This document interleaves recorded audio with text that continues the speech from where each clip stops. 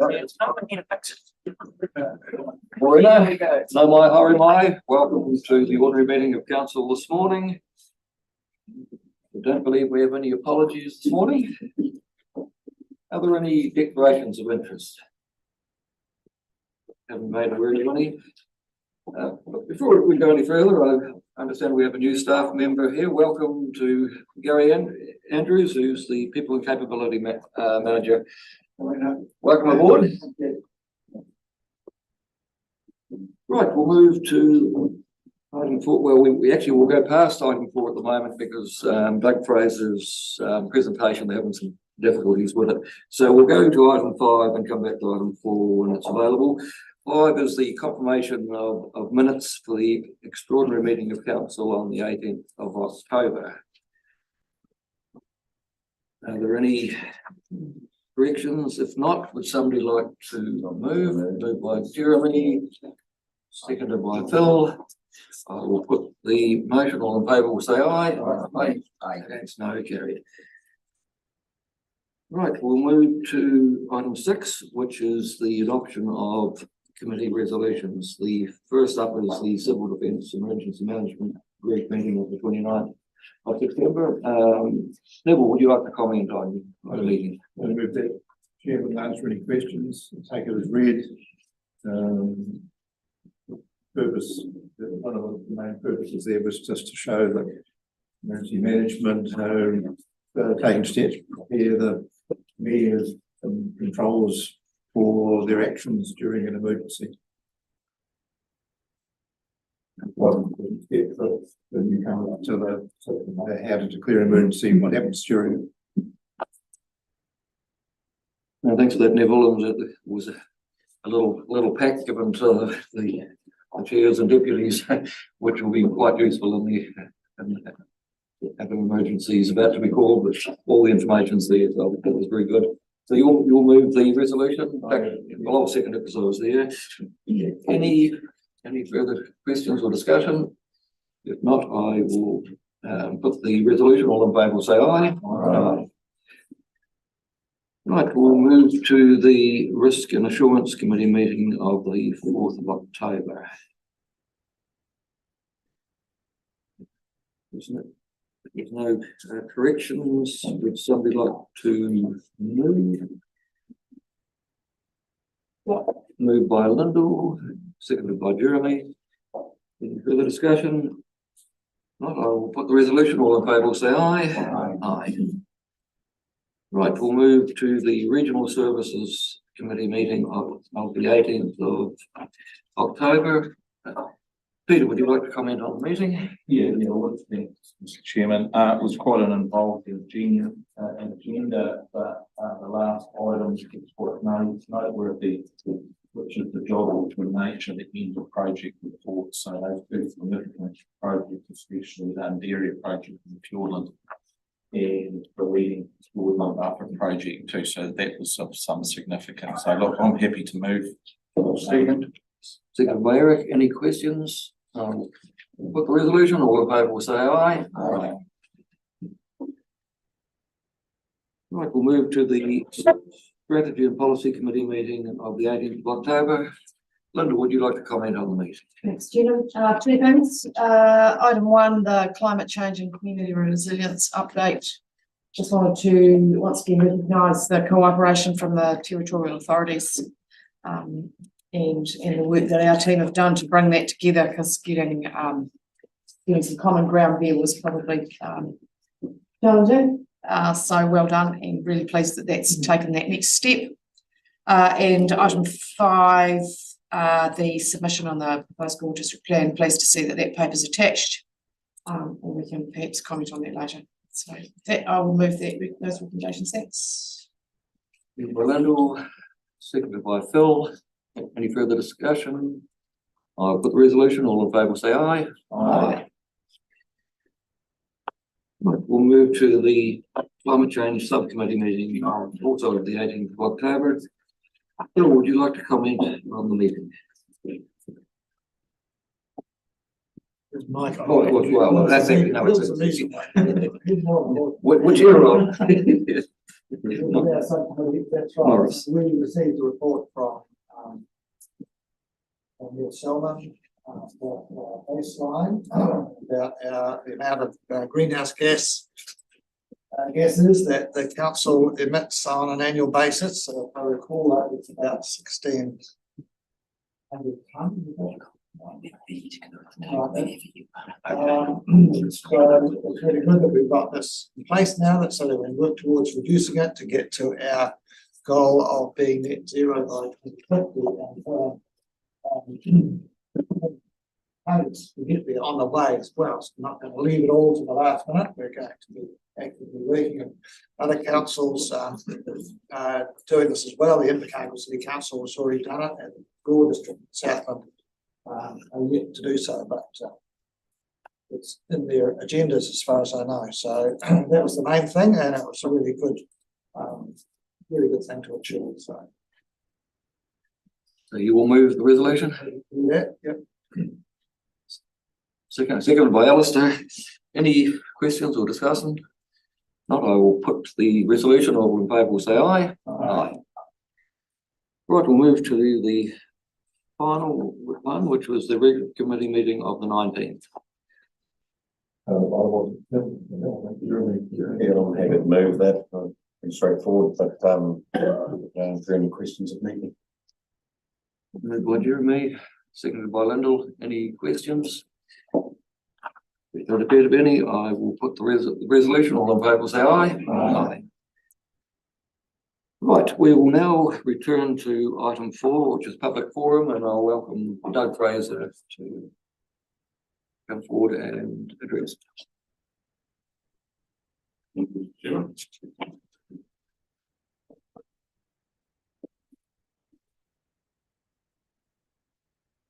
Change them. Am I going to ask Jen you to change them? Or can I change them here?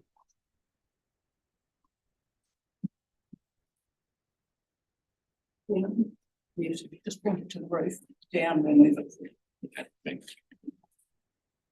Well, thank you for the opportunity to come and speak to you today. I can talk to you today about some concerns I have around the science that informed both the court case and the land water process, but more importantly about going forward with the limit setting plan change that's on the table at the moment. So it all started off earlier this year, and I raised it with Nickel. This map was sent to me by a colleague, farming colleague, and asked me what was happening with that. So they were concerned that the whole of Southland, including huge tracts of the Fiordland National Park and Lake Tiana and Manapori, which we all thought were pristine water bodies, were degraded. And this was the information that was sent by you people to the court, and it was in the public arena. So I attempted to make some effort at trying to discover why that map was first put together, because it looked a bit like what happened 11 or 12 years ago with the water quality index, which we objected to as well when I was part of Federated Farmers. And it seems, reading the report, that Tom Snelder put this together at the request of the planners. So I've been trying to identify ever since, who the planners were that made that request. So that map shows that any one of 7 different contaminants were negative in an area. That whole catchment was negative. So that's what made Southland look like a place of doom and gloom with regard to water quality. That piqued my interest, and so I went on to look at what was happening with this new look at the limit setting, and I looked at the review panel's recommendations, and they said that ES were reporting widespread water quality issues in the region, and the health of many freshwater bodies did not meet community expectations.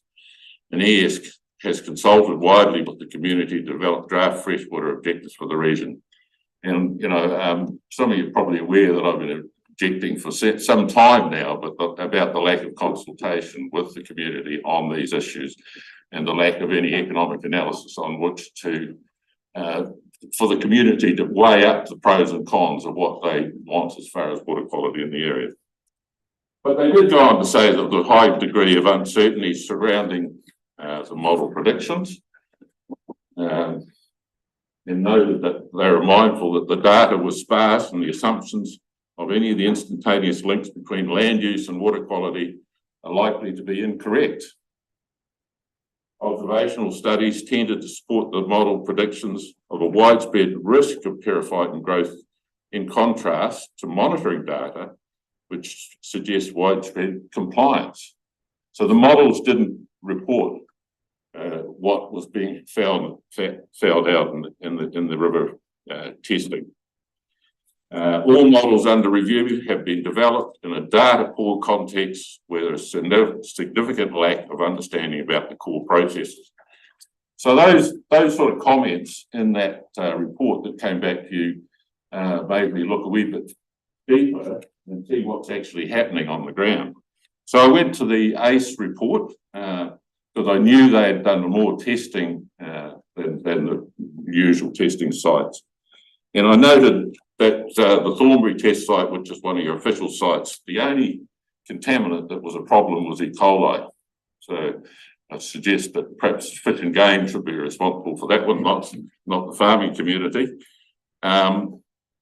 So further, when you look at that and then you look on the same website, the same report saying that what sort of reductions that are going to be required in the Aparima catchment, 74% for E. coli, 22% for sediment, 34% for phosphorus, and 64% for nitrogens. And that particularly tweaked my interest because over the years on my farm, this is the testing that goes on my bore well of my farm. So you can see it ranges between lower than 0.01 milligrams per litre, unmeasurable, to a maximum of 0.04 milligrams per litre. And that's in the context of drinking water standards at 11.3 milligrams per litre. So, you know, I've been paying for those tests all these years. Have I been wasting my time? Because it seems that even though the reports from my farm are what you would call have to be pristine, I'm going to have to be part of reducing a 64% nitrogen load in our catchment. I went on to the lower side and looked at what was happening at Thornbury. And even though it said the site was in the 50% worst of all sites, the 5-year median for total nitrogen was 0.99 milligrams per litre and improving, likely improving. And again, I put the context that it's, you know, the drinking water standard is 11.3 milligrams per litre.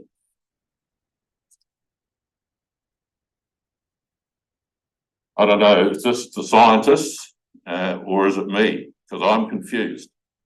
I'm confused what's coming out of here. And I'm suggesting you perhaps might be confused as well. Because what the scientists are telling you. Digging even further, I find, I'll get this wording right, NIWA have what they call an estuary trophic index, ETI, which is determining eutrophics susceptibility to eutrophics. In May this last year, they changed that and notified the community in a paper. I dug a wee bit further and found that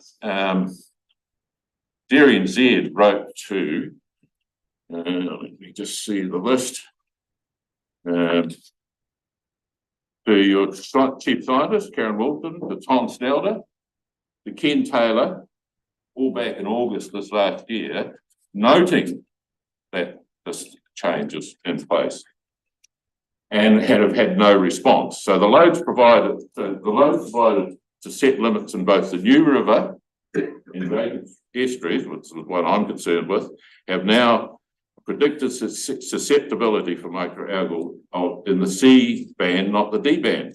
In which case, the calculated reduction in N for these two estuaries would be 0. So perhaps the scientific team that are advising you haven't been keeping you appraised with this.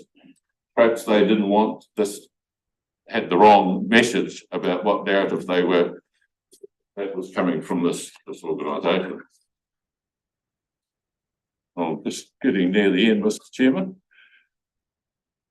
My wife was looking through some old papers the other day, and I'd obviously ripped this out of the newspaper, and just, you mightn't see it, it's 24 years ago, March the 26th, 1989. Earth uninhabitable in 40 years' time, warns the environmentalists. Now, we've only got 5 or 6 years to go, guys, and things are still pretty good at Groper's Bush. But I want to sort of try and bring you to your attention, there's some clear similarities between this sort of article and what sort of things we're hearing from here. You know, all doom and gloom. Think back to that map that I first had. All the water quality is degraded in Southland and most big parts of Fiordland. It's the same sort of story. Now I'm asking you, is there any councillor here today that's willing to come away with me after this meeting and take me through the science reports and the reviews and convince me that what your staff are trying to do in setting the local limits is fair to the community based on the science? And are you as governors willing to publicly endorse what science has been come out of this, that's been done here in Environment Southland to inform the limit setting process? And if not, then you need to take it off the table. The failure to do so will be catastrophic for this province. And one last point, Baker Ag did a report for beef and lamb just a month or two ago, and I would recommend that you go and read that, because one of their example farms was a 430 hectare sheep and beef farm in Southland, a tenth of sheep and beef place. And they suggested that the cost and land value due to the impost of central government environmental regulations was $2.9 million on that property. This is what I've been trying to tell this council for some years now. I suggest that you review that and you have a look at your whole science program, and I'm happy to take any questions. Thanks, Mr. Chairman. Thank you, Doug. Peter, you've got a question? Yeah, thanks, Mr. Chairman. Thanks for coming in, Doug. You actually posed a question halfway through that. Am I right in saying these things? So I just want to go through. We've got our freshwater scientists in this. You talked about Tom Snyder, the work that he's done for this council, our freshwater team, the peer support structures around sharing that science widely around the country, Auckland University, and so forth.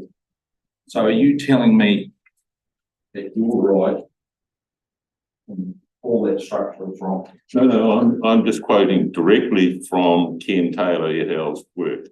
I'm asking you, have you read that work, seen those comments that put big red flags up, and yet you're carrying on? Have you read the work, Peter? No, I haven't. Well, I'm suggesting that you should all read it,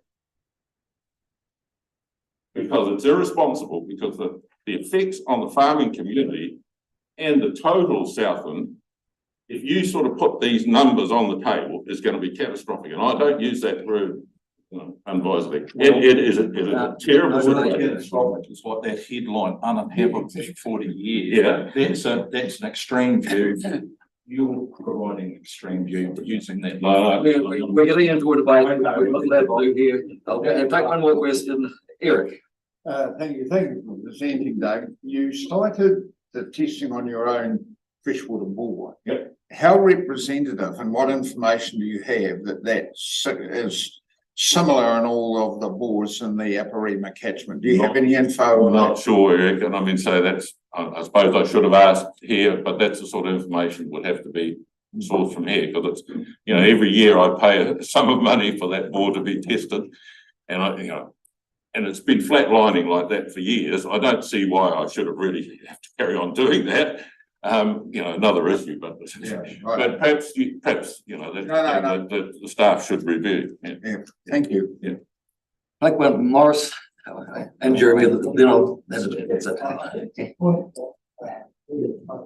Was that the science that we're relying on has been extensively peer reviewed. You've looked at some of the reports, but I think you need to look at all of them, and so it's really important that we have confidence, obviously, in what our scientists say, but I personally have confidence because I know that it's been extensively peer reviewed by other independent people, not by this staff. And that overall, what they're saying is that you do have to make quite substantial reductions in our nutrient losses to protect things such as estrogens. So, if I can ask you to make sure that you have looked at all of that peer review before you come to your conclusion. I have. I've read the reports going right back to the reports that went to the court on here. And the peer reviews that you asked Mr. Taylor et al. To put together. And those quotes, those half a dozen quotes, are directly from his report.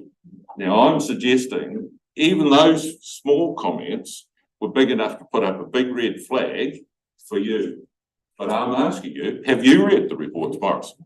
And did they not put up a red flag for you? Well, there's certainly some uncertainties there, but overall, I have confidence that all the people involved, the experts, are sending us in the right direction. Right, we're getting a little bit of a debate on that. Final question. Just one more comment. I know, relating back to Morris's comment, there's been work from Dairy NZ to Mr. Taylor's group that has been ignored, even though the terms of reference are quite clear that they should have considered it and made note of it. So let's be quite clear. It's not all a level playing field out there. Sorry. Final question. Jeremy. Just in regards to, you've obviously asked some questions of BS, so set all this information. And just to clarify that all the questions been answered that you have, just making sure that everything's been. No, the major question that hasn't been answered was who asked for that map to be put together and for what reason?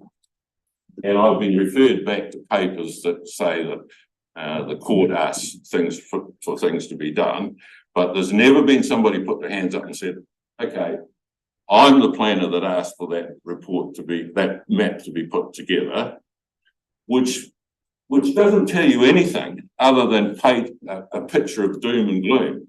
If you wanted individual information, then all the maps in Schedule X are quite clear. You have a map for nitrogen, you have a map for E. coli, you have a map for sediment. Now that's fine. There is some queries around if you have a problem here that whole catchment is then designated as degraded, and that's why you've got Manapōuri and Tiana designated as degraded. Right, we're going to cut things off. I've been fairly flexible, Doug. Thanks. Thank you. Thanks for coming in, and we will be coming out talking to the community on a catchment basis as we start the process for plan change Tuatahi, and we've all really requested an update on science because not everybody was here when those reports come out. So thanks for making use of the public forum this morning. Yeah. One final comment. When you mentioned Tuatahi, please call it what it is. It's a plan change for limit setting. Most people out in the community haven't got a clue what plan change Tuatahi is. Call it what it is.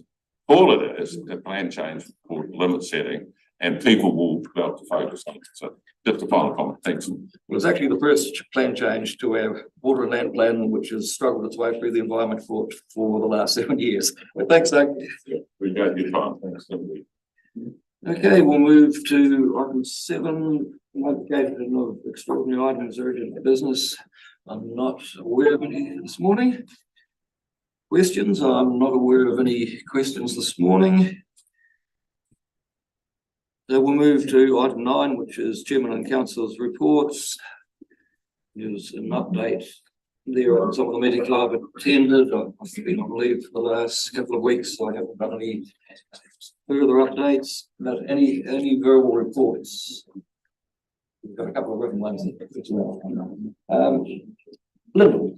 Thanks, Chair. Just to remind councillors that I attended the Future for Local Government workshop last Thursday, run by Local Government New Zealand, and you'll see in the papers like item 10, there's a we're expecting some papers, some meeting ready papers for us to consider the LGNZ's position on a number of meaty, weighty issues, remembering that LGNZ covers off the whole sector, not just regional councils or TAs. So it's a real mixed bag of things that we need to consider and delegate some councillors to vote on LGN's position on those. So please, when that paper comes through, and it might be kind of last minute because of our meeting schedule time, hoping it will be in time for the papers for Stratton next strategy and policy meeting. So please turn your brains to those when they come. I haven't had an opportunity to update Chairman about some of those things yet, so when I have, I'll write up what I need to. And on the Friday, I attended the regional sector group meeting on Chief Morrell's behalf as well. I had a really interesting day and a couple of really good presentations, one of which was from what's his name, from Fonterra. Can't remember his name, sorry. Terrible. Yes, thank you. So Wilma and I put our brains to that and report on that day as well. One of the things actually that we considered was the briefing to incoming ministers, which is from the sector, which is really interesting. On the mark, I think, but we'll get that to you as well, like at some point. So and then aside from the flight challenges, it was a very interesting couple of days. Thank you for the opportunity. Thanks, Lyndall.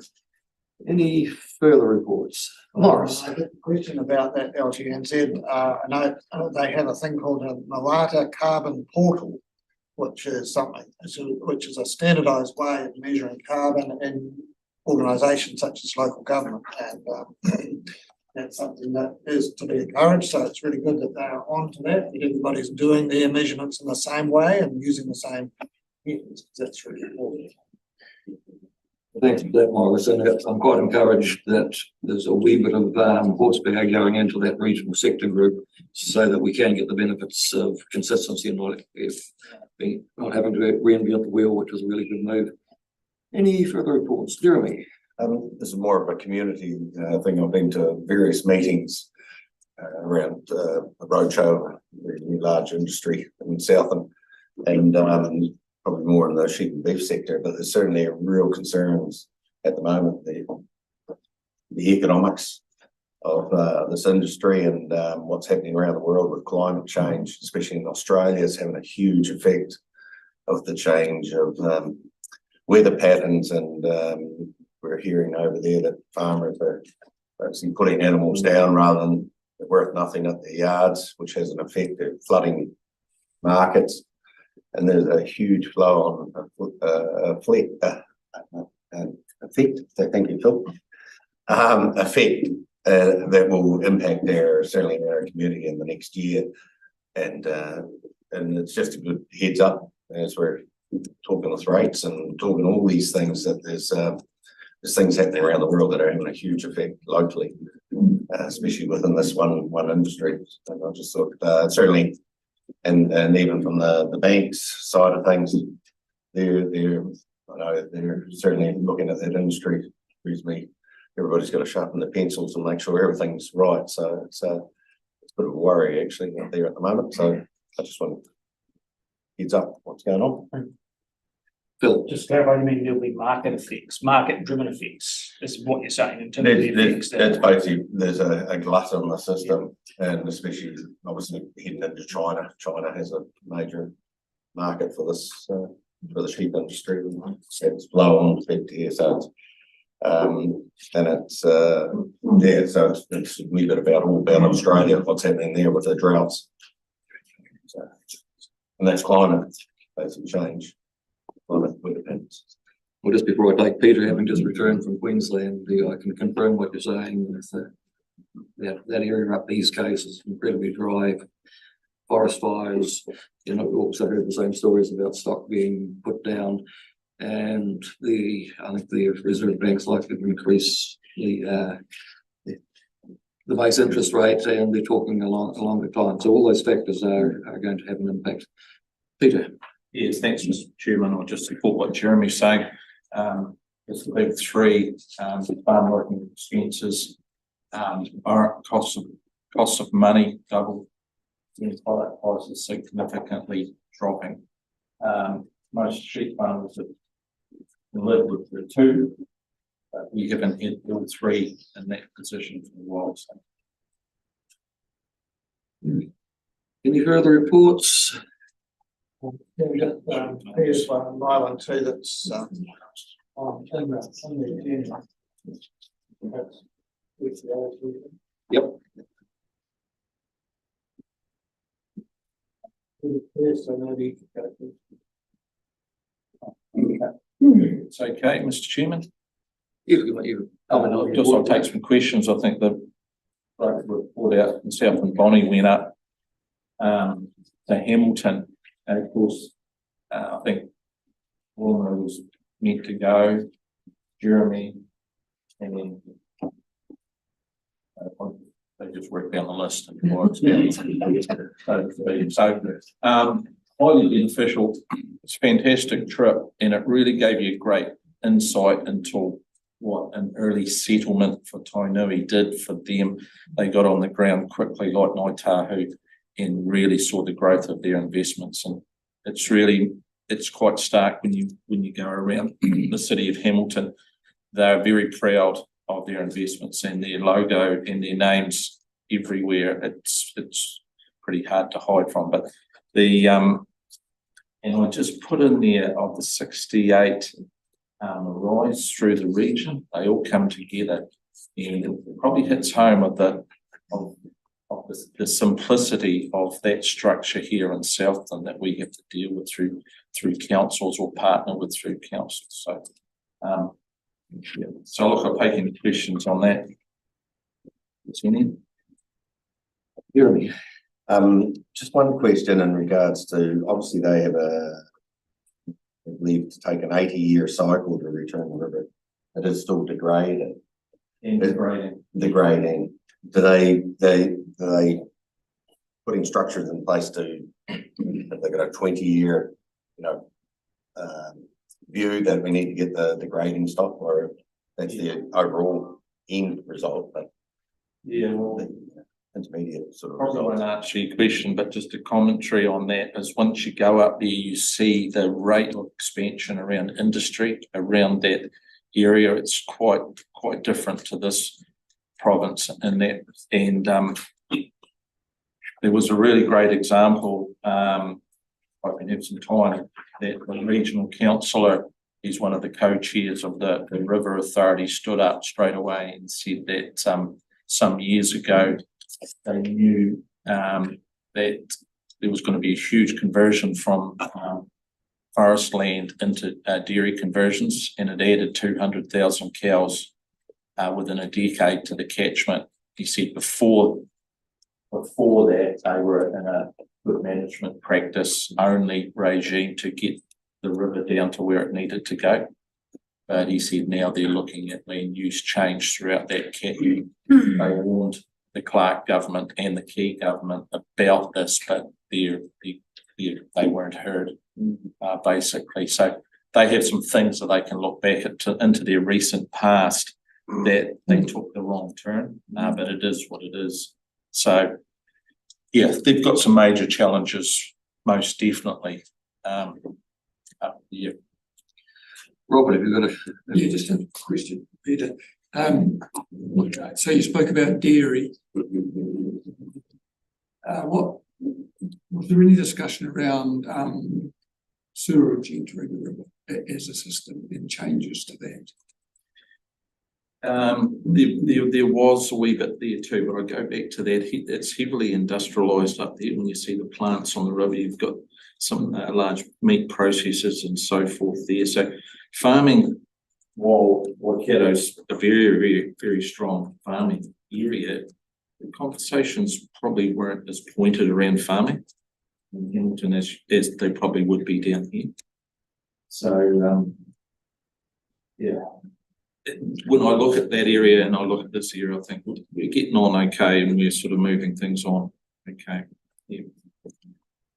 Right, Morris, would you like to comment on your report? Thank you, Mr. Chairman. Yes, well, this really came from a suggestion by Peter that I write something about this, and really John's initiative, and he has taken the spent a fair bit of money on this to look at how it can improve things. So John, you might like to comment as well. The purpose of doing this was really just to let people know what the sort of science behind it all was, and this was explained by, I think, this on the field day. And, so I assume you've read it. I think it's really important work, not only at the farm level, but overall. And you'll recall that the council did pay, along with others, for a survey over a larger area of the region. And that will no doubt be used for our farm, plantains, tuataki and stuff. So, John, sorry to take your thunder, but you, as I say, you're the one that's really done the work. Yeah. Would you like to comment, John? Yeah, look, I just, thriving, this is a result of, Thriving South and what it can achieve with its science. And it was just an example of, Thriving South and working with local scientists like the Clinton Risman Land and Water, that opened up opportunities for individual enterprise like myself and my wife have to invest in this stuff to really have absolute impact changes. I know we like tree planting and things to look nice and warm and fuzzy, but I think we need to look beyond that for serious change around our landscape and our implications, and that's the way our business looks at things. And this is absolutely a tool that's going to be a game changer, and I think more people in the farming community can pick it up and run with it. Everybody in the community is going to benefit. So thanks, John. I attended that field day too, and very impressed with the work that's going on. As Morris alluded to a few years ago, Clinton Risman did a broader scale physiographic thing of that for the entire, I'll get to Ellis, of the entire region, but this is farm specific, and it really will give weight to a focus on losses rather than the default of input. And so I commend you for the work you're doing. I've got Peter, then Alistair. Yeah, thanks, Mr. Chairman. Thanks, Morris, for writing that report. Really appreciate that. And John, question to you.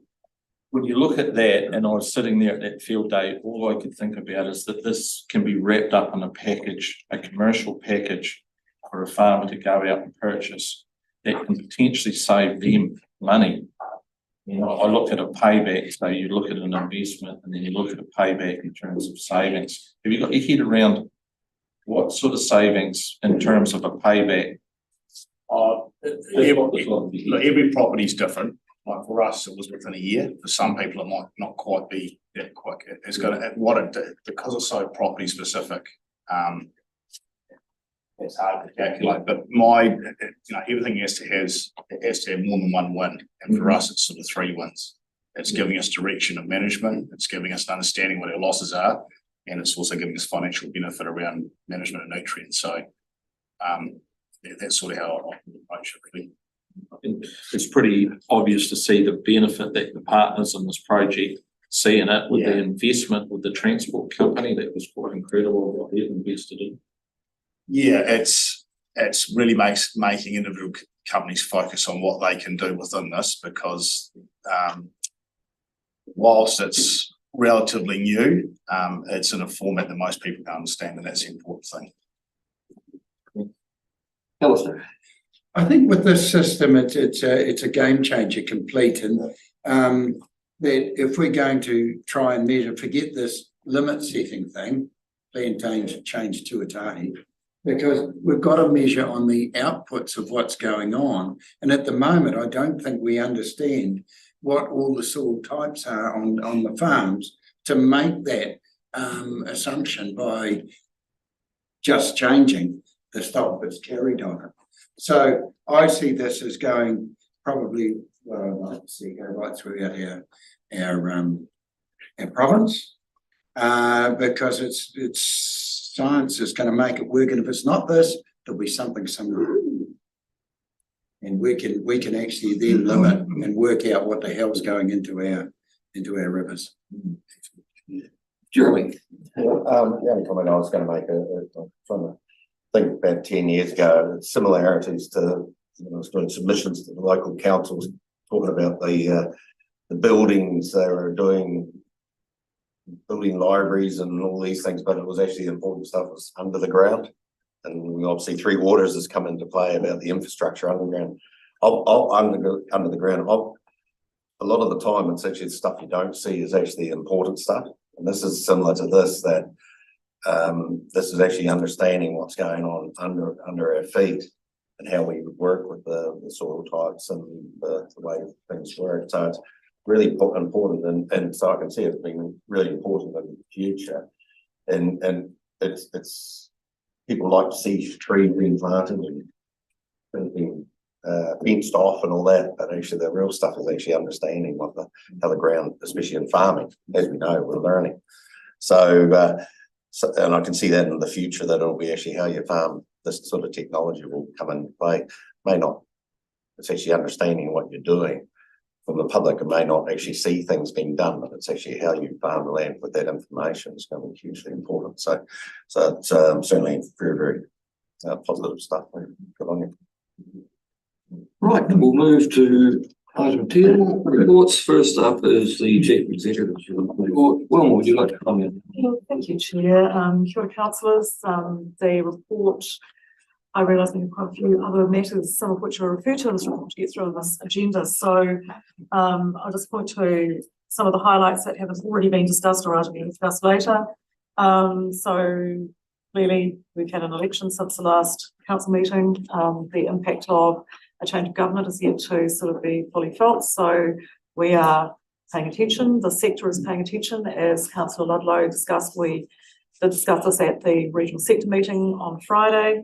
And the sector is providing the incoming government with some information about the three major areas of interest that the sector has been pursuing collectively, of which climate change and climate resilience is a really critical part, and discussions around government's focus on infrastructure support. There's quite a lot of information in this report that relates to our climate resilience focus and the need for us to both debrief from the information that we gained from the previous floods that we just had here last month, and also, the state of our almost final LIDAR information that will be helping us with not just Plan Change Tuatahi, but also with all of our investigations into responses in this region. And the fact that this is a major driver for our LTP program. And there's the matter of the Gore District Plan we'll discuss also a bit later.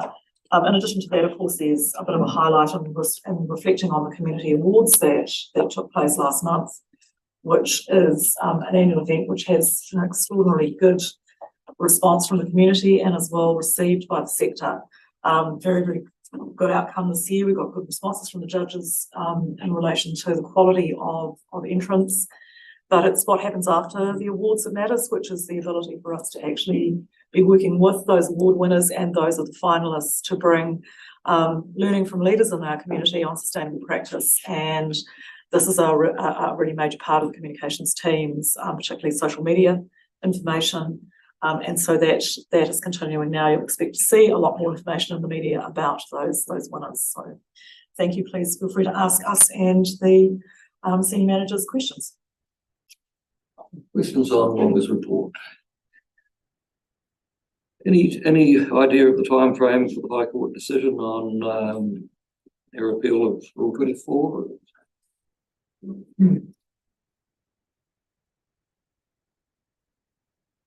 Thank you, Chair.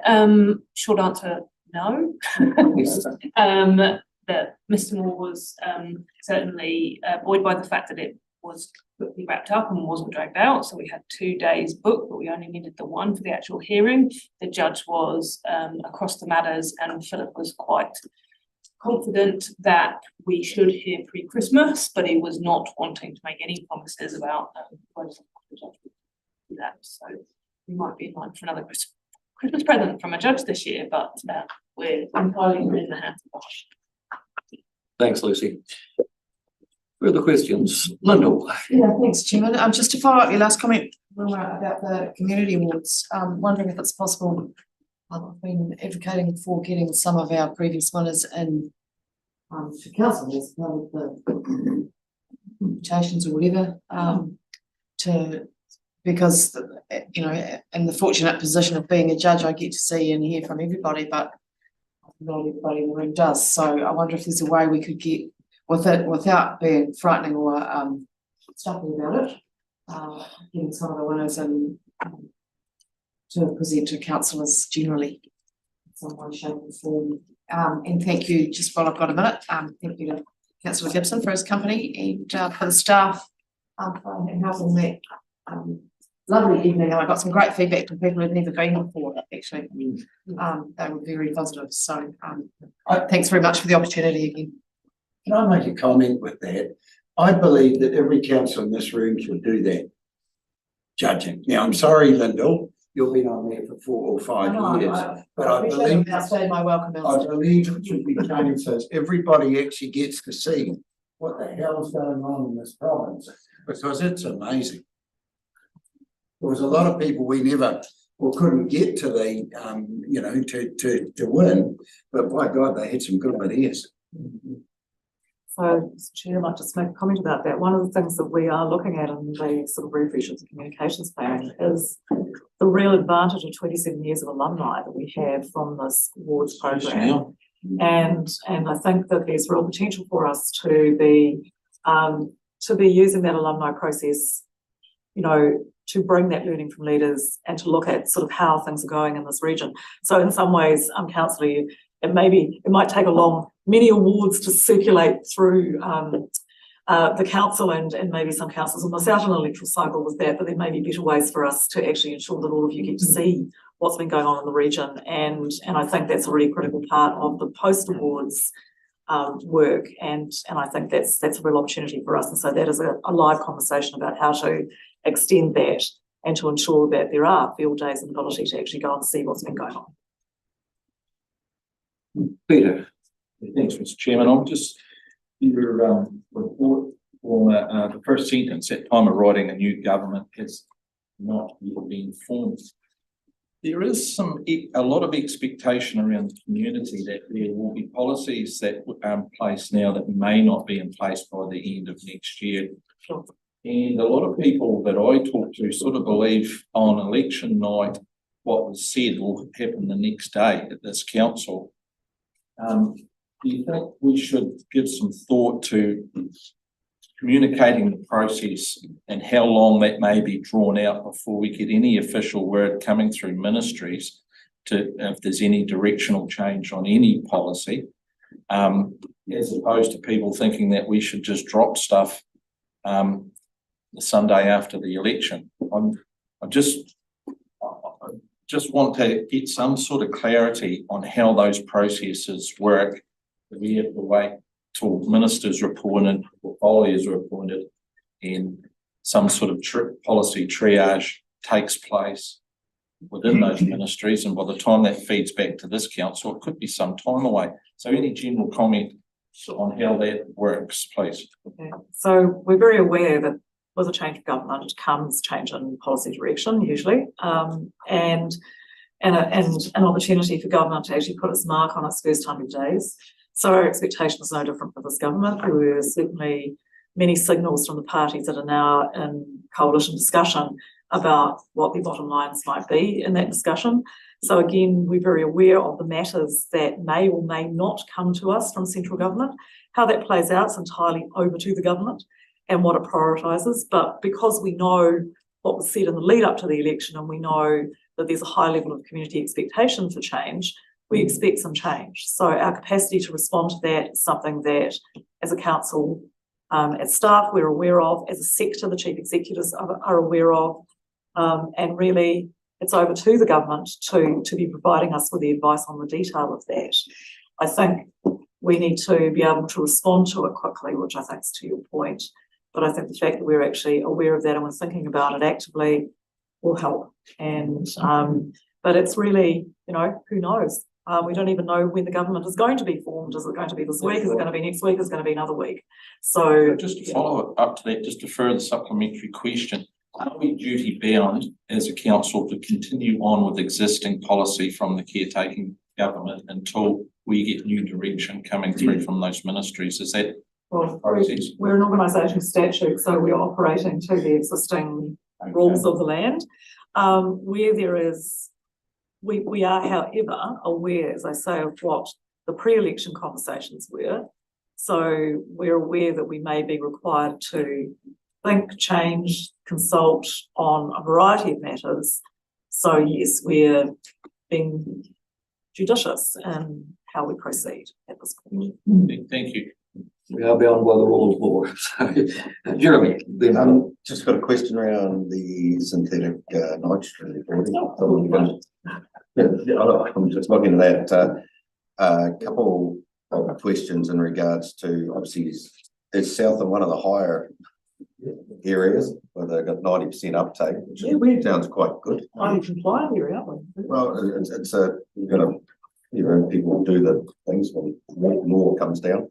But the other thing is there's only 5 consent holders that have gone above the 190, and I was led to believe it could have been up to 300 at one stage. So am I saying people are actually obviously are adjusting things in regards to that? I'm just asking a few questions as I see the data.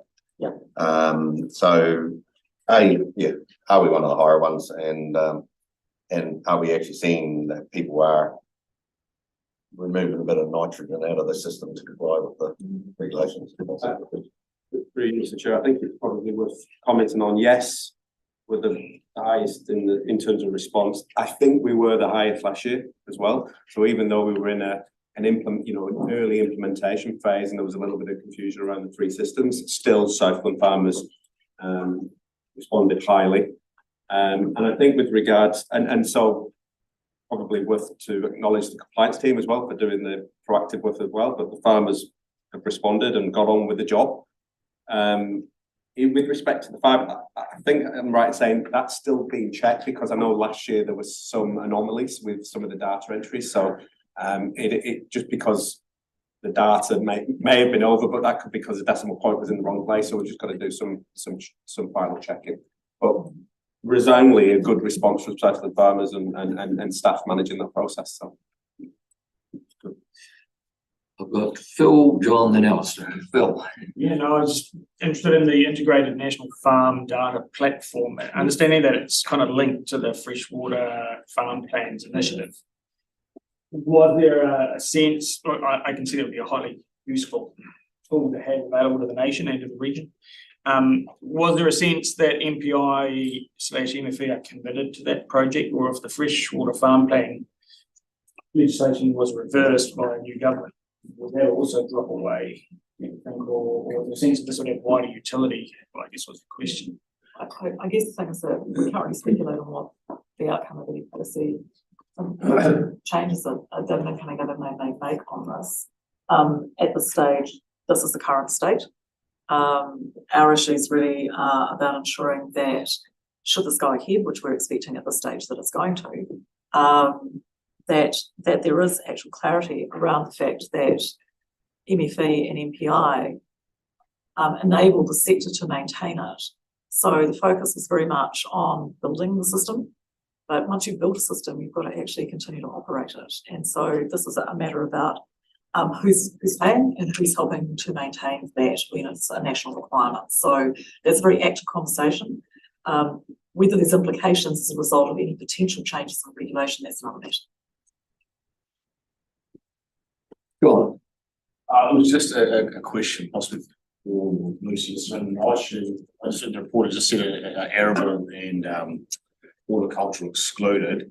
My understanding under reporting is only if it's dairy and only if it's pasture that's been grazed by dairy, i.e. if you had a paddock that had no on a dairy farm that did not get grazed a 12-month period, it would not require reporting much.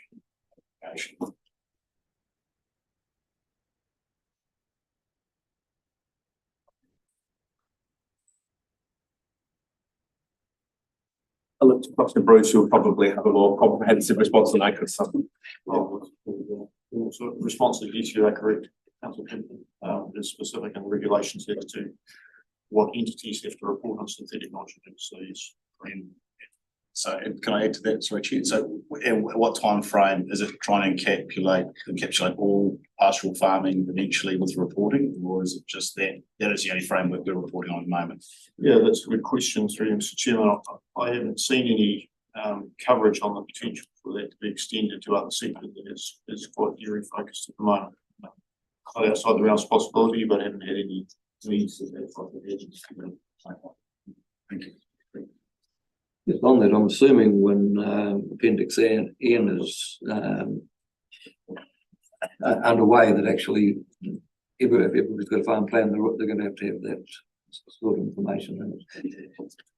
Yeah, through you, Mr. Chair, maybe just to expand that previous answer to Councillor Pemberton, even though the reporting requirements under the regulations are quite specific, I think it's fair to say that, you know, all sectors of the farming community are focusing on nitrogen, and the companies, the fertiliser companies and others are doing a lot of quite innovative and proactive work right across all sectors of the farming community with a focus around improved practice. Thanks, Chris. Alistair.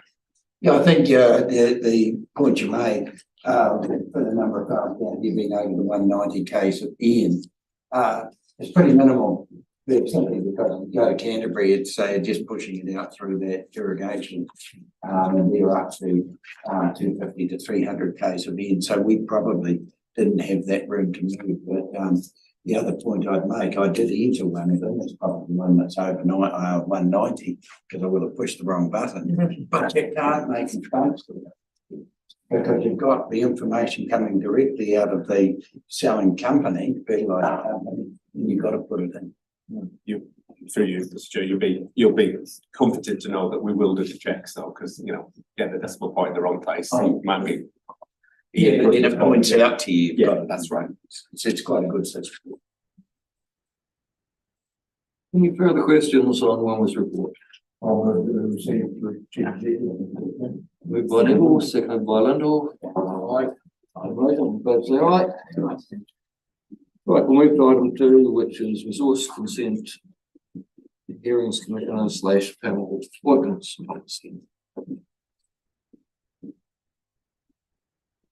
Councillors, I'll take this report as a repeat read, possibly well on the agenda.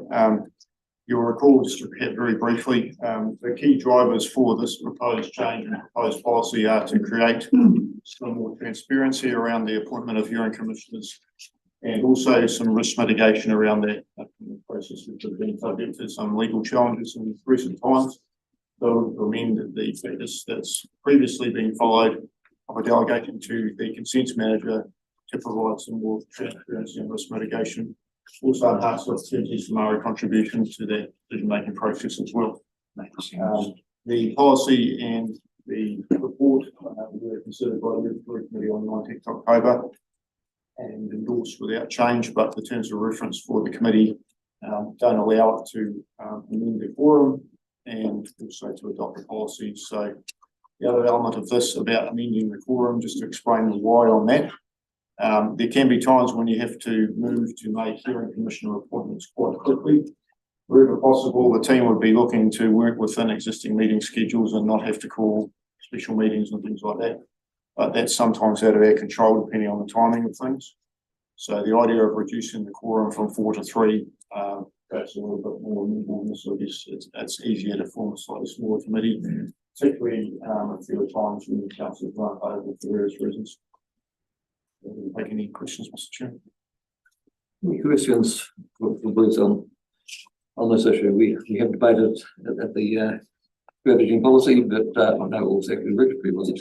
But we might make a comment, Linda? Or? Yeah, just a comment. I was going to ask about the clarity over the recommendation 3, reducing the quorum for the committee, generally speaking, not just for the times when it needs to make those resource consent hearing commissioner appointments. But you've explained that really, so I'm not really asking a question at all. Thank you. Neville. Having talked about it, Chairman, that the number of councillors have now got the making good decisions qualification behind them. Congratulations to them. But in effect, we'll be recommending each other on some occasions to be commissioners. Is that an issue? Yeah, through you, Mr. Chairman, that was, you might, did come up at the regulatory committee discussion also. There could be instances for a particular proposal where a number of accredited councillors want to be on the panel, and there's not enough regulatory committee member people who can actually vote on it, because all the regulatory committee members want to be on a particular panel, in which case we'd need to refer the matter through to council for a decision. Okay, that's fine. Thank you, Chairman.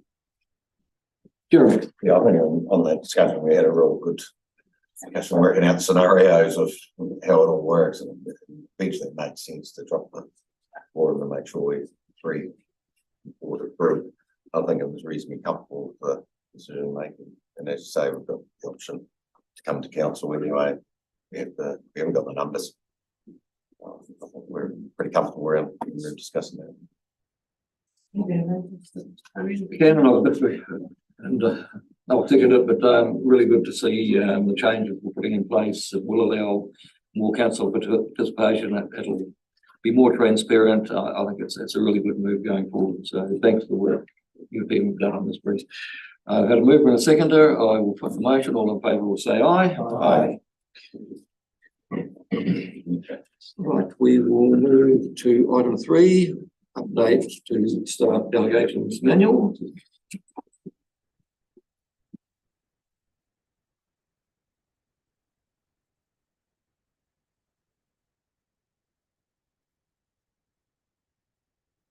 I don't would like to comment on the changes. This is just a administrative update to the delegations manual relating to an internal promotion. So it's just aligning the delegation limit with the level consistent with the other roles. I'll get the recommendation. Yeah. Moved by Neville, seconded by Morris. Any further discussion?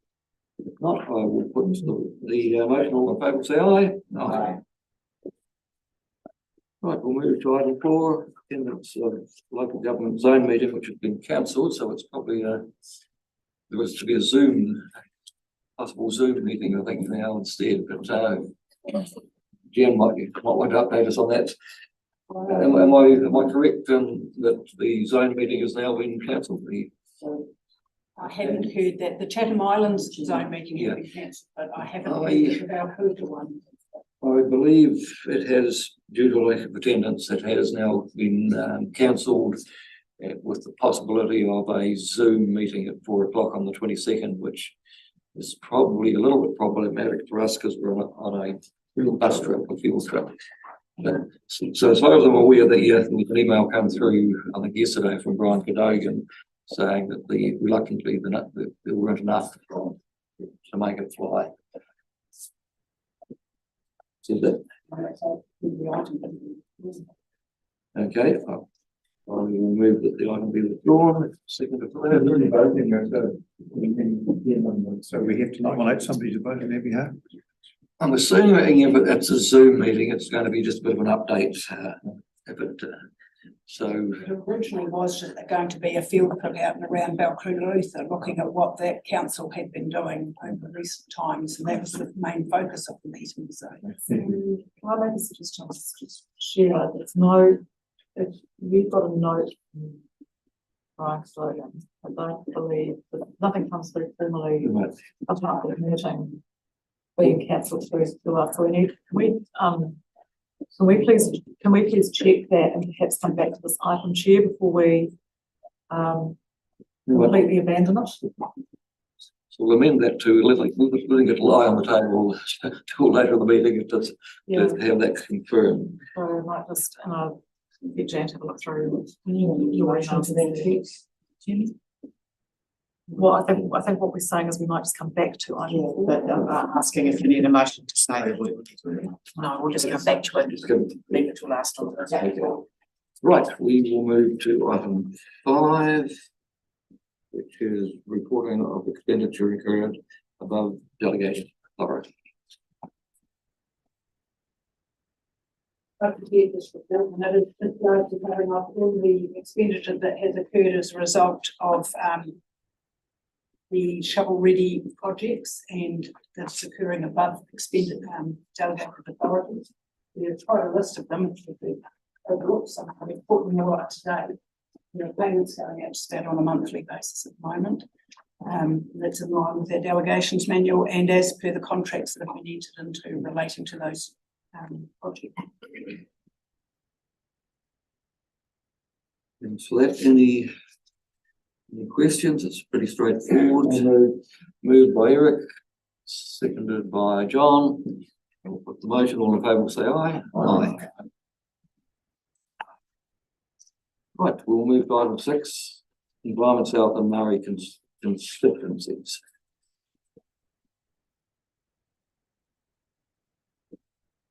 Morena koutou, through you, Mr. Chair.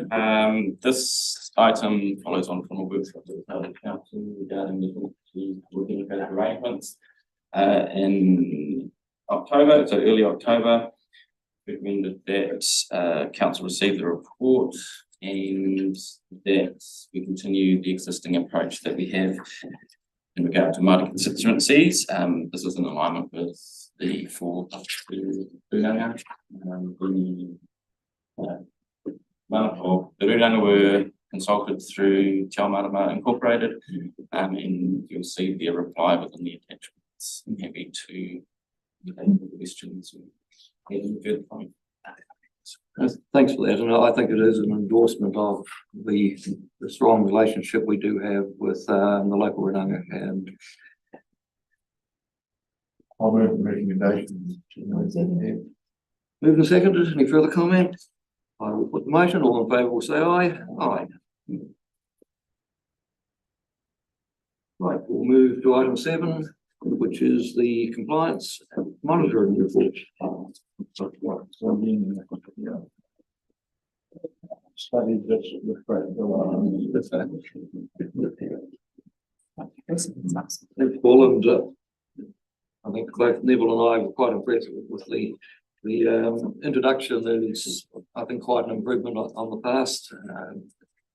So any comments you want to make on the report? You want to just introduce Kieran Taylor, who's the team leader of the team, who prepared this slide from high level summary. Just to remind council, for those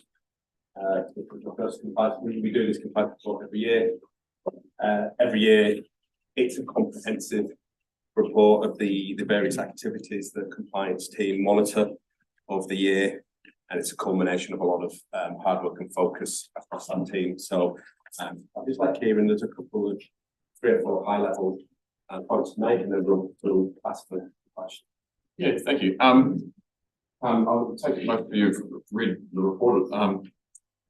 We've tried to put an increased focus on water tanks this year, so we've increased a few of our inspections with regards to fish screens, but also assessment of abstraction records. We've had an increase in the number of incidents that have been logged by staff, while public incidents received from the public have been reasonably stable. So we've also had an increase in enforcement outcomes as a result of the monitoring in those areas. I'd like to sort of point out that with all these increases, it's we've had a couple of extra positions in our team. We've had a reasonably stable level of staffing through the period, and it's allowed us to do the monitoring that we set out to do at the start of the year, and focus those areas on some of those newer areas like the fish screens. Crazy things that we've had to do and things like that. Nitrogen, yeah. Happy to take questions. Neville. Comment, Chairman, as it said, it's been important with general improvement in compliance and in most areas, particularly in the rural areas. There is a positive response to the changes that need to be made. But I just note the risk to other local councils where they have trouble controlling people who pour paint and oil and various substances down into their drains, which makes those councils liable to a bad report from us. So that's an area that they need to focus on, is in educating the public on what is acceptable and what is not in the urban areas. Thanks, Neville. Morris. Well, first of all, as with other years, this is a very interesting report. I find it's very well put together. It's very clear. It's really good, and a real credit to the people that put it together. I have a couple of things. One about the dairy top performers, and this seems to me to be a really good initiative that the council can't people don't have to go through all the monthly but it seems to be quite a small number of dairy farmers doing that. Is that true? And is that something that you can sort of try and improve? Yeah, I think it's I think it's grown through the years, and we've had this conversation previously where the farmers have got to apply. Yeah. And so as we move forward, I think trying to proactively ask the clients that is an option. It's an option that if you meet the criteria, it comes with a good degree of incentive and benefits. So we are always trying to promote that. Now, whether we can be more proactive and because we'd love, I'm sure the council would agree, love to grow that opportunity across the region. Yeah, well, we didn't see that expanded, I'm sure, because we don't have to. It probably worth, whilst it's for the farmer or the landowner needs to apply, maybe that is an opportunity in the future to look at that and say, well, could we go in and make that something that we're thinking about. Thank you. A couple of others, Mr. Chairman. The winter grazing compliance monitoring, which gets a lot of profile and public attention. And it's focused mainly on surface water runoff. And I wonder, how do we look at whether or not the number is more or it could be improve on the soil? It's not something that's easy to use on. Is that something that we have to consider, or is it like to hold on attention to? It's something ridiculous at this stage, as far as I'm aware. I don't want to speak for my colleagues, but it's easily monitored.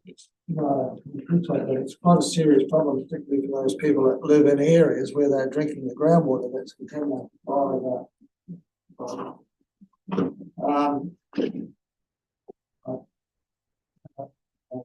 the book says about stormwater runoff in some of the towns that certainly needs improvement. The submissions to the Gore District Plan, for example, are a way of trying to do that, and we've made submissions to that, so that's good. Also notice that some of the people operating in the backcountry, the Coleman Pikes, for example, are not providing their documentation, and that's a little bit disappointing. So how serious that is, but something that obviously 3 years in a row, or is it 3 years in a row, but certainly this last year. We do classify technical non-compliance and significant non-compliance. So non-compliance is sometimes that where the documentation is available at the time. We do chase it up. And strictly speaking, the non-compliance as a result. Significant non-compliance usually is because there's been an environmental effect or impact as a consequence. So not to say that we don't follow up, but certainly technical non-compliance doesn't necessarily mean an environmental issue. No, you don't know. So we do follow up, and it's and then simply are non-compliant with the counterpart documentation. Thank you. Thanks, Mr. Chairman. Well, Jeremy, Peter, then myself. just want to go, thank you, just to go back to the, very top performers. I think you pointed out something. I think we were saying we were going to invite them to be on it, not for them to apply. And this could be the problem. I asked the question because I know some people are waiting, saying, "No, I haven't heard from me." Yes, I know there are people because I think they're saying out you'll be notified. Or so if we're sitting expecting people to apply, they could be waiting for us to actually say, "Am I actually eligible for it?" So, I checked with Tanya, the team leader of monitoring, and she's been through. I think that some of those have gone out where we know that people are eligible and they've been invited to apply, I suppose. Oh, they have been invited to apply, so that's my yeah. understanding. So they're not waiting. It's not up for the dairy farmer to apply. We should be contacting them. I take it. Yeah, I'll just confirm that's the case. That was my understanding. I think from the conversation last year, we've increased the awareness that you may be eligible, but they still require them to. Yeah, so they never was wording that last report. There was anyway. Well, if we can look at that, just to make sure it's very clear. And the groundwater quality sampling for dairy, that information we talk in regards to, when you've got 5 to 10 years, gives a reasonable indication of the effects. All that data, is that online? Is that private? I have asked this question, I'm just asking again, that we can see the access to, because it's actually relevant. As far as I'm aware, it's not freely available on, say, Beacon, the external, that sort of thing. So there actually a lot of bores out there to actually see where some of what's happening under there. So I know there are some good results too, and there's probably some not so good, but it's about availability to get that information. Yeah, I'm not sure, but our science and information team they deal with a lot of requests for data for a lot of those sorts of things that we hold, and then trying to continue to improve access to the data we hold so that they can. It's a constant theme, and perhaps a topic for the regulatory committee. The compliance program delivers on a range of outcomes that we need to, as we go through, elevate. So we are collecting a whole lot of important data that can be made more accessible to the wider community. We should be, so I don't think we have the specific answer today, but we can come back to the regulatory committee as a specific response. Yeah, well, I know, but from personally, when we were going through a consent, dairy consent, that I was surprised at the data that was actually there of what was happening under our ground, so to speak. So that ES had, and other neighbours and that. So it was actually really good information to see. Peter. Yeah, thanks, Mr. Chairman. Very comprehensive report. I just picked up on all the farming processes throughout the region and your focus on water table with 14, which you said. Do you have, does your team have what we call proactive discussions with these processes? Because what I mean is that the season is long and you can get right into the depths, into the late summer and autumn and the final thousand and the Raddock El Nino, that's what they call it. Do you understand the contingencies around the use for water and the need for it? Yeah, because it gets related to we need the water to process the stock because of the drought. So do you fully understand what the process? Do you talk with them? We do as they come. So we've had 2 seasons of fairly dry seasons in a row, and in all those cases we've had discussions with them. My memory of the consent, say for Alliance, what have you, they all have contingency requirements in terms of reducing water takes during certain flows in the rivers. So both say at Longbourn and Matola, they have those requirements. It doesn't specifically restrict their take per se, but it does give them does require them to put in place contingencies in terms of reducing their. So those discussions happen before there is an impending drought or an impending problem. You have that. Yeah, so we have what we call it the low flow,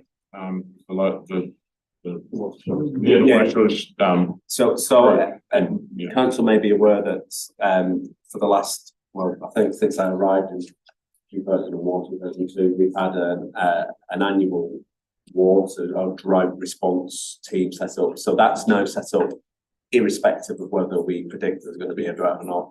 And not only do compliance speak to these activities, in that drought response, we do actually directly go to the meat processors and the different words to say what, you know, we're predicting there's going to be a drought. What are your contingencies? And we can bring it. So that's reported back through now, and hopefully we're getting better at that process. And so updating council on some of those things will be in the new year when we'll be activating that team again.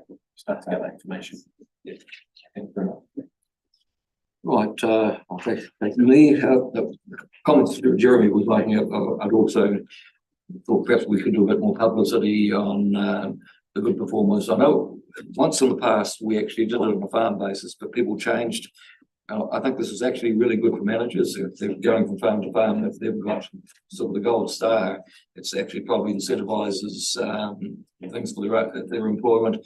But it's also a way of, if you've got that good record, we're putting our focus on the people that aren't, and people are getting a wee bit, they're not getting as many costs for good behaviour. I think it's really positive. It would be quite good to have some publicity with the criteria, perhaps, so that people are aware and possibly approach us and say, look, are we in that space? I think that's really good. And you're just a very good report. I don't know that all councils actually do this, but it's consistent. And it gives a lot of transparency of what's going on out there. So well done with the report. Lyndall. Thanks, Chairman. 2 questions and a comment, if I might. Firstly, the summary, you mentioned that there's been an increase in the number of abatement notices. I wasn't sure that that was a good thing or a bad thing, because it could be terrible because there's more need, or is it because it's just more visible because people are self-reporting or we're checking more? So just a clarification on that, please. You've benefited from the amount of incidents that are reported through the community remains high. That says to me that the eyes and ears of the region are working with this organisation. That's one good thing. You've invested in your compliance activity over the last few years, so we've got more officers, we've got more stable, a more stable workforce, and that means that we can focus in areas where we think we need to target. And so, as a result, when we do go into new activities to figure out whether things are compliant, it sometimes follows that you see an increase in abatement notice because we've focused in specific areas. It's not unusual. The most important thing for this council to take away is it's not the issuing of the abatement notice that's important, it's the action that's taken to address the abatement notice. It's the action plan to resolve the non-compliance is the most important. Comment quickly and then a question. I wasn't sure how perplexed I was that some of the heavy industry kind of who've had the spotlight on them for a long time are mostly in the green, and so I was perplexed because I was encouraged by that, but then I looked at the TAs and went, oh. So that my comment is just that I'm perplexed about that, and hope that the authorities and the, as you explained, some of the non-compliance is maybe technical, but it exercised my brain that some of those long-time players. We are, as Councillor Cook's comments, and for the TAs, it's a real challenge when you maybe members of the community are less thoughtful around, and so we have to work with them. You'd be confident to know the TAs self-report a lot of this and work directly with us. So it is a challenge. Yes, we need to work with them to find improvements, but we are supported by a really helpful group of TAs that do that self-reporting and make it easy for them. Cool. My last question is, what are you most proud of in your report? Oh, look, coming from the technical side of things, we're starting to the increase in monitoring the water sort of side of things. It's something that maybe wasn't as highly prioritised previously, and coming in to try and make that a priority. I think some really good reasons to do it, and so that's something I'm personally proud of. And there's heaps of work to do in that space, and the additional staff that we got last year, one of those is particularly gone to that. So that's something I'm, nice. Thanks. just to wrap up, just to foreshadow, this is really good information. It's a really comprehensive report. I've been impressed every year I've been here. The next compliant conversation with council is our annual priorities, which will be in the new year. So this is information that you'll look at in order to help us set up compliance priorities in the next financial year. Thank you. That's very good. Moved by Morris, seconded by Neville. All in favour say aye.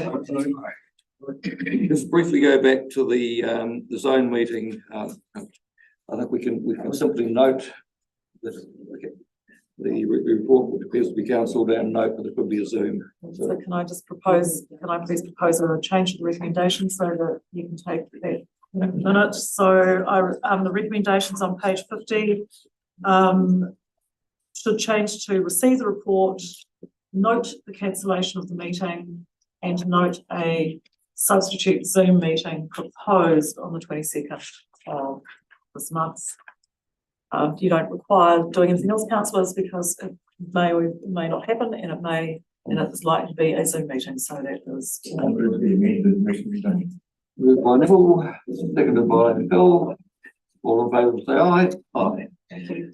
I also note we're under a bit of time pressure with, so we'll keep moving. We've got a 1 o'clock start. Okay, item 8. Looking on the Gore District plan.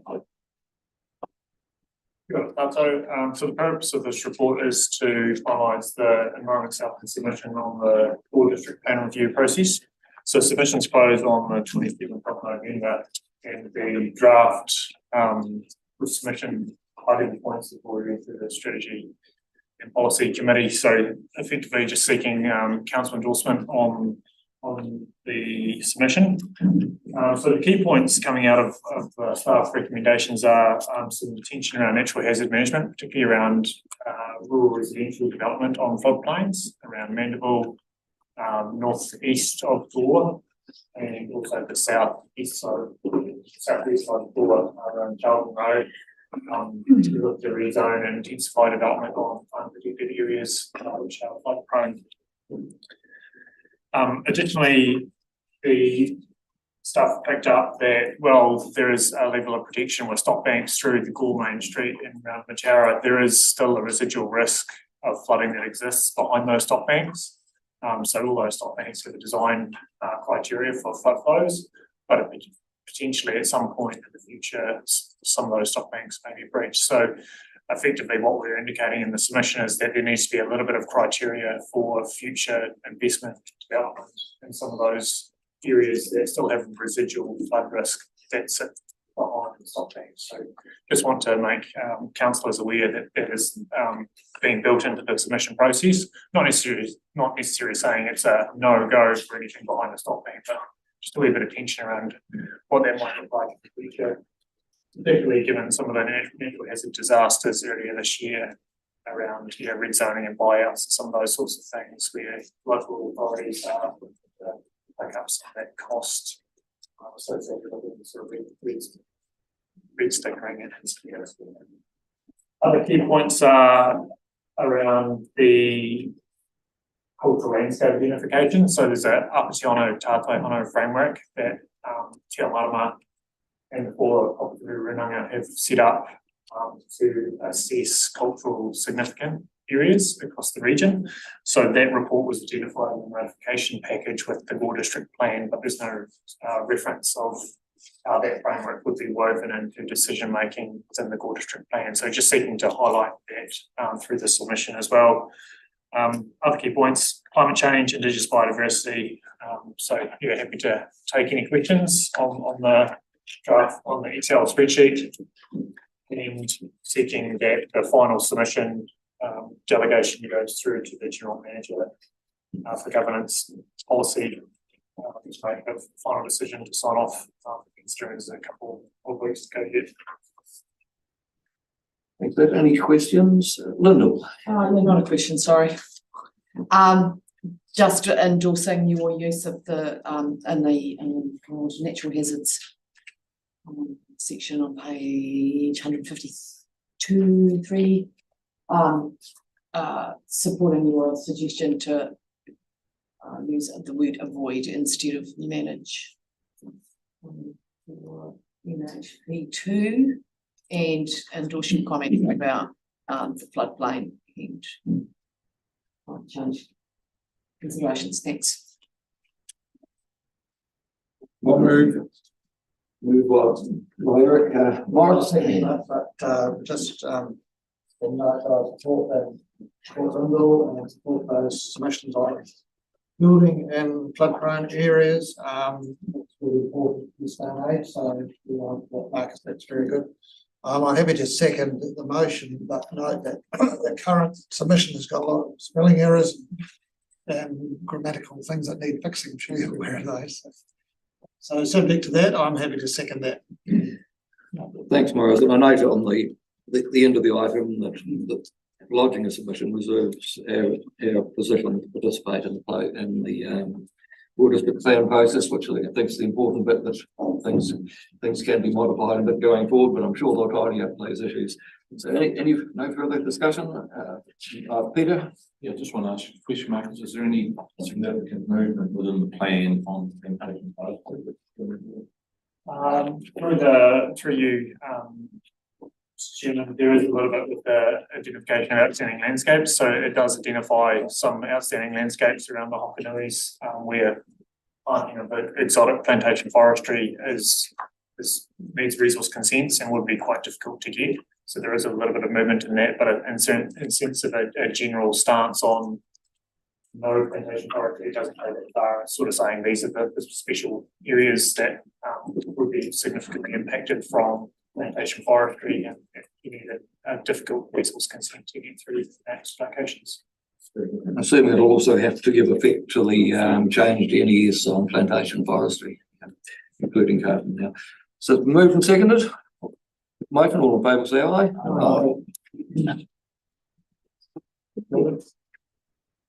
Right, we will move to item 9. Coastal Regional Plan Change 5. Really note the record chairman of council, Ludlow and I were part of the hearing planning for that, so we by pending our signatures to it, we've indicated that we approve of it 100%. Yes. Thank you for that. Before we all read this weighted requirement at some length, are there any questions of clarification for either staff or the commissioners? Morris. Yes, I just had one on page 2 of the report, 169 of the under the statement, policies to introduce a new policy which requires avoidance of adverse effects on children. I'm not granting resource consent for new or intensifying activities. Then the last bullet point says about the rules. The rule says change activity status from discretion to non-complying for new activities. So when I read that, I thought, well, maybe those two are not totally in sync with one another, that if you're not going to grant resource consents for new activities, but then you have a rule that says you actually could get consent for activity even though it's non-complying. Is that a correct interpretation or not? Probably not. I thought I would ask him.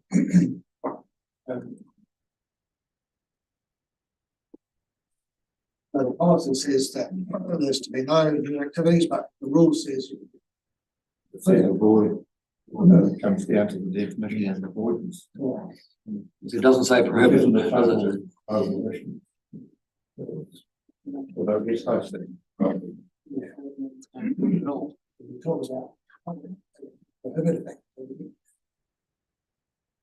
I think recent case law over King Salmon, the word avoid at the moment is very strong. And I think the wording is there that somebody could apply, but it's a very high bar. Am I picking that up right?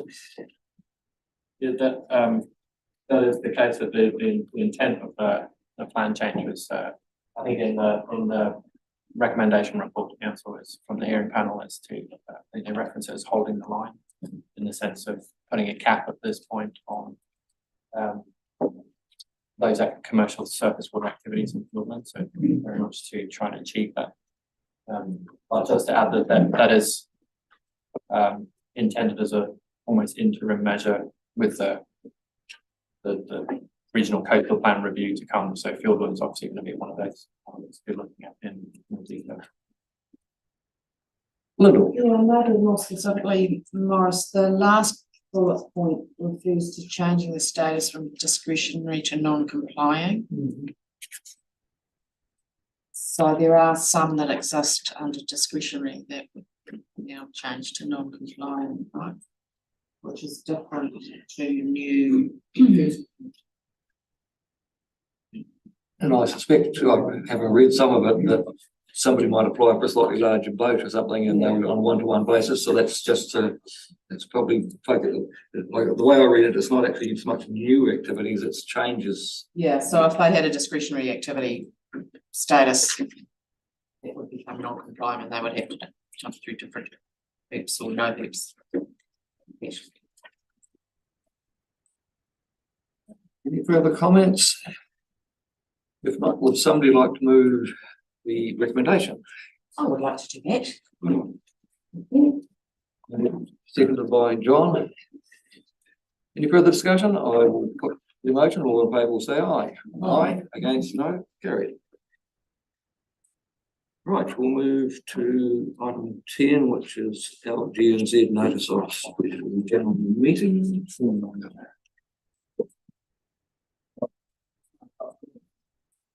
Very nice.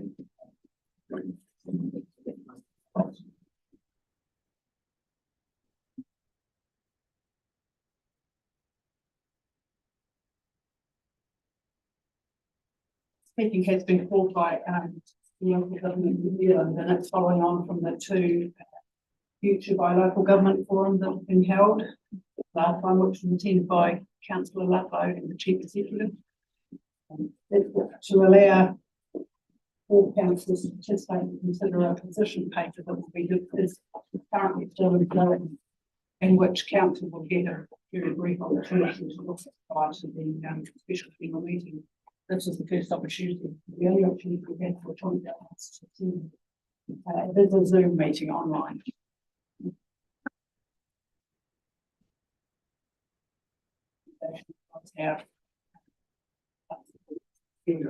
Consideration of phone on page 98.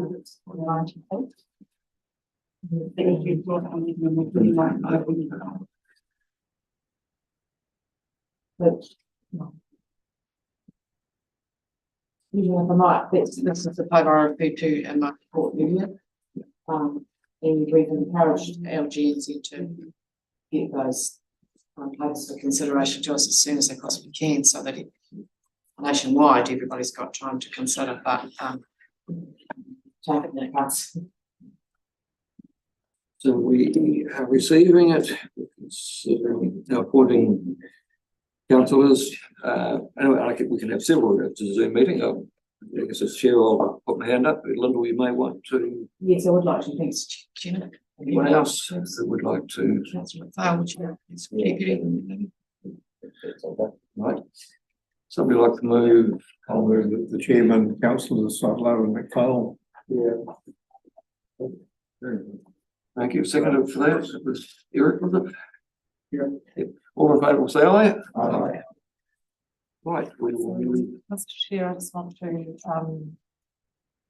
I just asked the question in order to get some clarification. I don't believe that Councillor Ludlow, you should have moved the previous the previous motion. So I upgrade my seconding to moving. So yeah. I think we should amend item 9. Do we need to, once we've done that, go again or not? Well, I'll put the amended resolution. All in favour will say aye. Aye. Against, no. Carried. Thank you. Sorry, apologies. Item 11 is the councillors' meeting schedule. Few updates to the meeting schedule that's been available.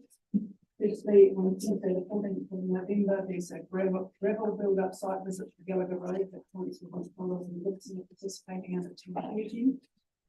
And just while I've been sitting in the meeting this morning, the Great South Joint Shareholders Committee meeting on the 17th has been cancelled due to a lack of business. And the zone 5-6 meeting is discussed earlier, has been changed to Zoom. There is also on a Eastern South and Brownsville meeting being held at 7 o'clock on the 21st of November. They have sent through confirmation of that. There's more details to come out, but councillors are interested in telling you that will be on the list. And the other thing that I'm particularly interested to hear from the councillors on is, are you all participating in the field trip, and do you all require accommodation in the board? So I have 21 rooms held at the moment. I've had a 4-month standing for the 23rd, so I won't be available that day, so I won't need accommodation.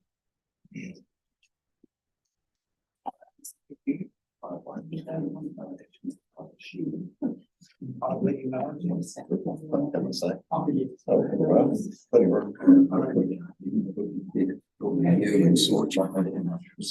perhaps we'll have a show of hands of who does need accommodation and attending, so. Who does? Who does, yeah.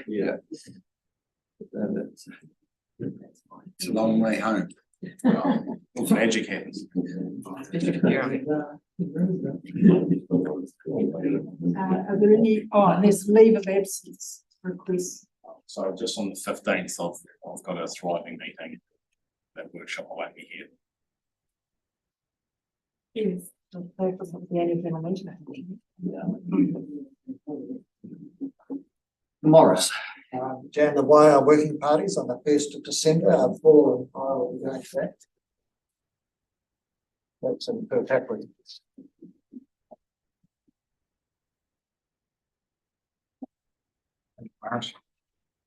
Anyone wishing to apply for a leave of absence? It'd be good. Peter. Oh, that's very short. That's fine.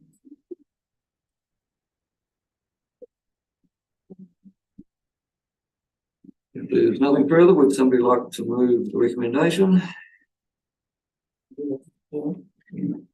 Moved by Morris. Moved by Alistair. Yep, thanks. All in favour, say aye. Aye.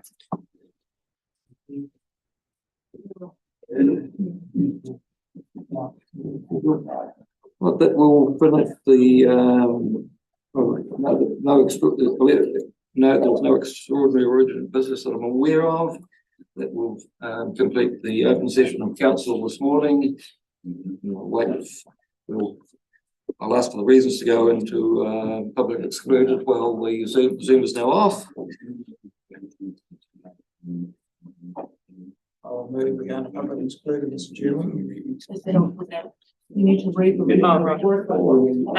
The motion is that in accordance with section 48(1) of the Local Government Official Information and Meetings Act 1987 and the particular interests protected by section 6 and 7 of that act, the public be excluded from the following parts of proceedings of this meeting. It's the confirmation of the public excluded minutes from the meeting 18th of October under sections 7.2CI and 7.2H and 7.2I. Adoption of resolutions from the Risk and Assurance Committee meeting 4 October under section 7.2J and adoption of resolutions from the Regional Services Committee meeting held 18 October under section 7.2A. Moved by Morris, seconded by Phil. All in favour, say aye. Aye. We're now offline. Next.